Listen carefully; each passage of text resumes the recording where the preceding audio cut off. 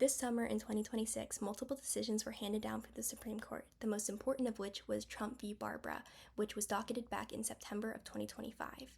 This was in reference to Executive Order 14160, which would effectively end birthright citizenship as we know it. This was signed on January 20th of 2025 and would strip citizenship for those who were born to illegal immigrants.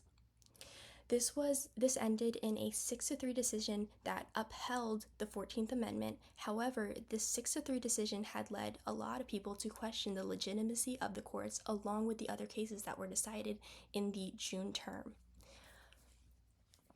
This affects the political scene as a whole and would therefore affect those who are ruled by it, us, all citizens.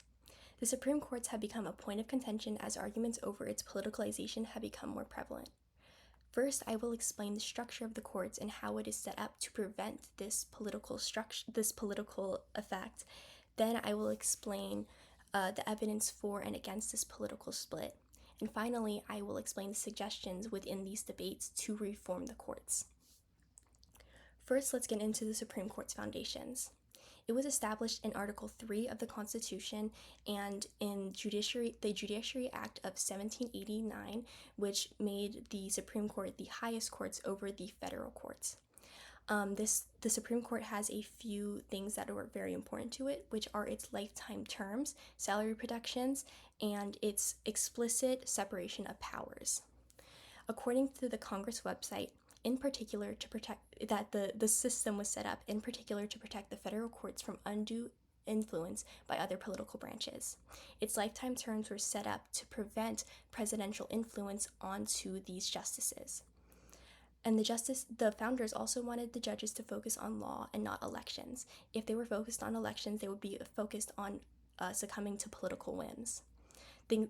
Like the Trump cabinet appointees have to succumb to President Trump's whims, but the justices have lifetime terms, so they do not have to change their political beliefs or support Trump's beliefs. The Congress website also states that many justices serve for 20 to 30 years and sometimes are still on the court decades later after the president who nominated them had left office, showing that with this no term limit, the justices can serve their terms longer and prevent political corruption within their decisions. Those who believe that there is political corruption say that the court is becoming more political within the 2025 to 2026 term. There are more 6-3 decisions, and in the June batches of decisions, 10 of the 18 ended in a 6-3 vote. Of those, 8 of those decisions were the same individuals on both sides. According to the SCOTUS blog, by several measures, this term was more ideologically divided than the last one. The previous term, the 2024 to 2025 term, there was a 15.2% split of the court's decisions that were decided with a 6-3 vote, and 9% of those decisions were a 6-3 split.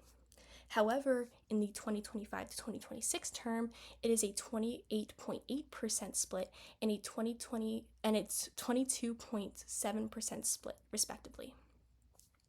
And there are also more emergency decisions, which are proven to be more ideologically driven.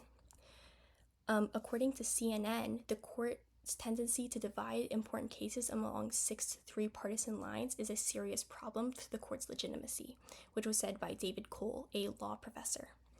There is a loss of trust in the Supreme Court specifically, and according to Gallup and a left-leaning analytics company, they said that they asked the public if they trusted the Supreme Court, and in 2020 those who agreed that they trusted the court a fair amount was about 50%, and those who said none at all were at 8%. However, 5 years later, in 2025, 33% trusted the courts a fair amount, and 22% trusted the courts none at all. The Congress website also reports that most presidents are assumed to be inclined to select a nominee whose political or ideological views appear compatible with their own, showing that the president's political beliefs do inspire and influence the decisions of the Supreme Court justices. However, some people think that there is little to no political influence within the Supreme Court and the system is working well. Politico, which is actually a left-leaning newspaper, says that reducing the problems of political corruption, reducing the problems within the Supreme Court to political corruption is meaningless and shallow to the argument. They say that political divide has always existed, and when you look at something like Franklin D. Roosevelt's term, where he elected 8 of the 9 Supreme Court justices, and over the 6 years in which he appointed them, they would often vote in his favor. Over the years, there has constantly been political influence within the Supreme Court, but recently there has been an uptick in distrust. They believe that this is not because of political bias, which has always been present, but because the Supreme Court has become overconfident. Their role as interpreters of the Constitution is often misguided and has left people to not trust the Supreme Court as much as they did in the past. Politico also says, quote, "A humble court would recognize the limits of its own judgment." So this overconfidence in their decisions often leads to people to not trust their own decisions. They also believe that justices just interpret the Constitution differently. It is not always political divide. So these decisions could just be influence of their personal influence onto the decisions. And a good example of this is the birthright citizenship case mentioned earlier. There was a 6-3 split, but it was not along partisan lines. This decision ultimately upheld the Constitution, and even though other decisions might seem politically split, these are not directly influenced by the Constitution. So when it does come to the amendments to the Constitution, they consistently protect the constitutional values. So, and also in the opinions, they have to cite immense legal precedent. So in the birthright citizenship case, Thomas's dissent was 91 pages long of this 200-page document. So those who do think there should be reform say that there needs to be more legal reasoning within their opinions. They don't think that their opinions are long enough or cite enough legal precedent. They also think, according to the Times, Rosenberg and Whitehead say that a, quote, "widely popular opinion is to enact term limits for Supreme Court justices." They think that the tenures for the justices has increased immensely, and therefore they need to put term limits to reduce this thing that was once to prevent political corruption, which is now creating more. They do heed warning that weakening the judiciary could occur if you do reform. So others argue that there is not political reform, there should not be reform within the Supreme Courts, however, there needs to be reform within us. They think there should be more education on the Supreme Courts.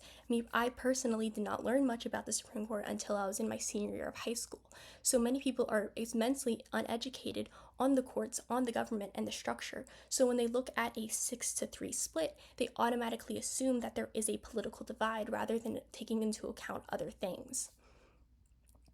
So, in conclusion, the Supreme Courts are highly debated, and as there is a possibility of political divide observed, and there has been a loss of trust in the courts. First, I explained the background of the courts, then the debates surrounding them, and finally, I laid out the views of how there can be reform within our society. Cases like Trump v. Barbara should be on everyone's mind, and everyone should maintain awareness of how the courts affect you. Thank you.